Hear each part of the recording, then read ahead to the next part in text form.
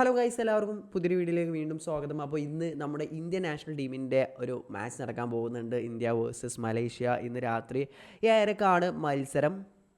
അപ്പോൾ ഒരു ഫ്രണ്ട്ലി മത്സരമാണ്. ഇൻ്റർനാഷണൽ ബ്രേക്കിൽ ആകെ ഒരൊറ്റ മത്സരമാണ് കളിക്കുന്നുള്ളൂ ഇന്ത്യ. അപ്പോൾ ഇന്നാണ് ആ മത്സരം നടക്കാൻ പോകുന്നത്. അപ്പോൾ വലിയൊരു ഗ്യാപ്പ് തന്നെ. ഇപ്പോൾ കഴിഞ്ഞ ഒരു ഇൻ്റർനാഷണൽ ബ്രേക്കിലെ മത്സരങ്ങളെ സംബന്ധിച്ച് ഈ ഒരു ഇതിലേക്ക് വരുമ്പോൾ കുറച്ച് ഗ്യാപ്പ് കൂടുതൽ, മീൻസ് കുറച്ച് ട്രെയിനിങ് സെഷൻസൊക്കെ കൂടുതൽ ലഭിച്ചിട്ടുണ്ട്. അപ്പോൾ ഇന്ത്യക്ക് മനോളൊക്കെ കീഴിൽ അപ്പോൾ ഈ മത്സരത്തിലേക്ക് വരുമ്പോൾ നല്ലൊരു പെർഫോമൻസ് തന്നെ ഇന്ത്യയുടെ ഭാഗത്തുനിന്ന് കാണാൻ കഴിയുമെന്ന് പ്രതീക്ഷിക്കാം. കഴിഞ്ഞ മത്സരം വിയറ്റ്നാമിനെതിരെ ഒരു 1-1 ഡ്രോ ആയിരുന്നു. ഒരു അത്യാവശ്യം കുഴപ്പമില്ലാത്ത ഒരു ഗുഡ് പെർഫോമൻസ് തന്നെ ആയിരുന്നു. മനോള കീഴിൽ ഒരു 3-4-3 ഐറ്റം ഫോർമേഷനിലൊക്കെ ആയിരുന്നു ഇന്ത്യ ഇറങ്ങിയിട്ടുണ്ടായിരുന്നത്.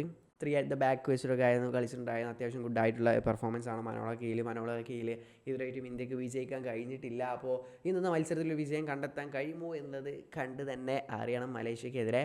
പിന്നെ അതുപോലെ തന്നെ മറ്റൊരു കാര്യം, ഇന്ത്യ ഒരു മത്സരം വിജയിച്ചിട്ട് ഇപ്പോൾ ഒരു വർഷമാവാൻ ആകുന്നു ഒരു മത്സരം. അപ്പോൾ ഈ ഒരു വർഷത്തിനിടയിൽ ഇന്ത്യ ഒരു മത്സരം വിജയിച്ചിട്ടില്ല എന്ന് തന്നെ പറയേണ്ടിയിരിക്കുന്നു.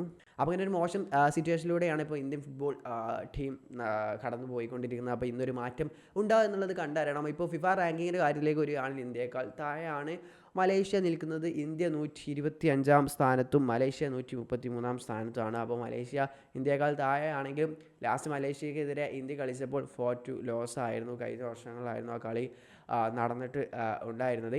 അപ്പോൾ അതിൽ കുറച്ച് പ്രശ്നങ്ങളും കാര്യങ്ങളൊക്കെ ഉണ്ടായിരുന്നു ആ മത്സരത്തിൽ. അപ്പോൾ അതുപോലെ അന്നത്തെ കോച്ചല്ല ഇന്ന് മനോളോ വന്ന് ഇപ്പോൾ 2-3 കളിയൊക്കെ കളിച്ചു. അപ്പോൾ ഇനി ഇന്നത്തെ മത്സരത്തിൽ എങ്ങനെ കളിക്കും എന്നുള്ളത് കണ്ട് തന്നെ അറിയണം. അതുപോലെ പിന്നെ പുതിയ റിക്രൂട്ട്മെൻറ്റ്സും കാര്യങ്ങളും പുതിയ പ്ലേയേഴ്സൊക്കെ നാഷണൽ ടീമിലേക്ക് എത്തിയിട്ടുണ്ട്. നമ്മുടെ മലയാളി താരങ്ങളായ കേരള ബ്ലാസ്റ്റേഴ്സിന് താരമായ വിപിൻ മോഹനൻ ഇന്ത്യൻ ടീമിനോടൊപ്പം ഉണ്ട്. അതുപോലെ തന്നെ ജിതിൻ എംഎസിനും കോളപ്പ് കിട്ടി, അങ്ങനെ താരവും ടീമിനോടൊപ്പം ഉണ്ട്. അപ്പോൾ അവരൊക്കെ ഇന്ന് കളിക്കുക എന്നുള്ളതും നമ്മുടെ മലയാളി ഫുട്ബോൾ പ്രേമികളെ സംബന്ധിച്ച് ഒരു ആകാംക്ഷ നൽകുന്ന കാര്യമാണ്, അവർ കളിക്കുക എന്നുള്ളതൊക്കെ. പിന്നെ കഴിഞ്ഞ ടീമിൽ നിന്നും ഈ ടീമിലേക്ക് വരുമ്പോൾ ഇപ്പോൾ ജിങ്കനൊക്കെ പരിക്ക് മാറി തിരിച്ചു വന്നിട്ടുണ്ട്. അപ്പോൾ ഡിഫൻസ് ഒന്നുകൂടി സോളിഡ് ആയിരിക്കും. ഇപ്പോൾ കഴിഞ്ഞ മത്സരത്തിലൊന്നും ജിങ്കൻ ഉണ്ടായിട്ടില്ല. അറിയാം, ജിങ്കൻ ഇപ്പോൾ കുറച്ചായിട്ട് പരിക്കിൻ്റെ മൂലമായിട്ട് കുറേ കളിയിൽ ഇന്ത്യൻ ടീമിന് വേണ്ടി കളിച്ചിട്ടുണ്ടായിരുന്നില്ല. ഇപ്പോൾ പരിക്കൊക്കെ മാറി ഗോവയ്ക്ക് വേണ്ടി കളിച്ചിട്ടുണ്ടായിരുന്നു ലാസ്റ്റ് മത്സരങ്ങളിലൊക്കെ. അപ്പോൾ ഇനി ഇന്ത്യൻ ടീമിനോടൊപ്പം ഉണ്ട്. അപ്പോൾ ജിങ്കൻ തിരിച്ചു വരുന്നത് ഒരു പോസിറ്റീവ് ന്യൂസ് തന്നെയാണ് ഇന്ത്യയെ സംബന്ധിച്ച്. അപ്പോൾ എന്തായാലും ഇന്നത്തെ മത്സരത്തിൽ ഇന്ത്യ ഇറങ്ങാൻ ഒരു സാധ്യതയുള്ള ഒരു പോസിബിൾ ലൈനപ്പ് എന്തായാലും പറയാം. കെല്ലോ പുറത്ത് വിട്ട ഒരു ലൈനപ്പാണ്. അപ്പോൾ അതിൽ കഴിഞ്ഞ മത്സരം മനോള കളിച്ച പോലെ തന്നെ 3-4-3 ഫോർമേഷനിലാണ് ഇവിടെ കൊടുത്തിട്ടുള്ളത്. അപ്പോൾ ഗോൾ കീപ്പറായിട്ട് ഗുർപ്രീത് സിംഗ് സന്ധു തന്നെ. ഡിഫൻസിലേക്ക് വരികയാണെങ്കിൽ അൻവർ അലി, സന്ദേശ് സിംഗിന് അതുപോലെ രാഹുൽ ബേക്കെ എന്നിവരാണ് ഡിഫൻസിൽ. ഒരു പക്ഷേ ചിങ്ലൻസന സിംഗും വന്നേക്കാം രാഹുൽ ബേക്കയ്ക്ക് പകരം. പിന്നെ മിഡ്ഫീൽഡിലേക്ക് വരികയാണെങ്കിൽ സുരേഷ് സിംഗ്, അപ്പുയ്യ, പിന്നെ ഒരു റൈറ്റ് വിങ് ബാക്ക് ഒരു അറ്റാക്കിംഗ് ഫുൾ ബാക്ക് എന്ന രീതിയിൽ ആശിഷ് റായ്, ലെഫ്റ്റിൽ റോഷൻ സിംഗ് എന്നിവരായിരിക്കും. അതിൽ ആശിഷ് റായ്ക്കും ഇഞ്ചുറി കാരണം താരം പുറത്ത് പോയിട്ടുണ്ട്. പകരം ജയ്ഗുപ്ത ടീമിൽ ഇടം നേടിയിട്ടുണ്ട്. അപ്പോൾ അങ്ങനെ ന്യൂസ് കേട്ടിട്ടുണ്ടായിരുന്നു.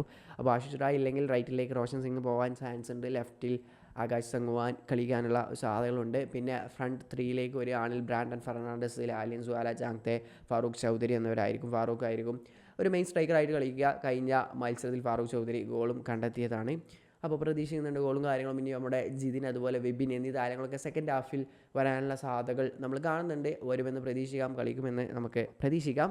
അപ്പോൾ അതൊക്കെയാണ് പറയാനുള്ളത് മത്സരത്തെക്കുറിച്ച്. അപ്പോൾ ഇനി ടെലികാസ്റ്റും കാര്യങ്ങളും എങ്ങനെ കാണാൻ കഴിയുന്നു ചോദിക്കുകയാണെങ്കിൽ സ്പോർട്സ് 18 അതുപോലെ ജിയോ സിനിമയാണ് ഇത് ടെലികാസ്റ്റ് ചെയ്യുന്നത്. അപ്പോൾ നിങ്ങൾക്ക് ഫോണിലൊക്കെ ഫ്രീ ആയിട്ട് തന്നെ ജിയോ സിനിമയിലൂടെ മത്സരം വീക്ഷിക്കാൻ സാധിക്കുന്നതാണ്. അപ്പോൾ ഇത്രയേ ഉള്ളൂ. എല്ലാവരും കളി കാണാൻ എങ്ങനെയായാലും ബെറ്റർ മാച്ച് തന്നെ കാണാൻ സാധിക്കുമെന്ന് പ്രതീക്ഷിക്കാം. നെക്സ്റ്റ് വീഡിയോയിലൂടെ വീണ്ടും കാണാം. അതുവരേക്കും ബൈ.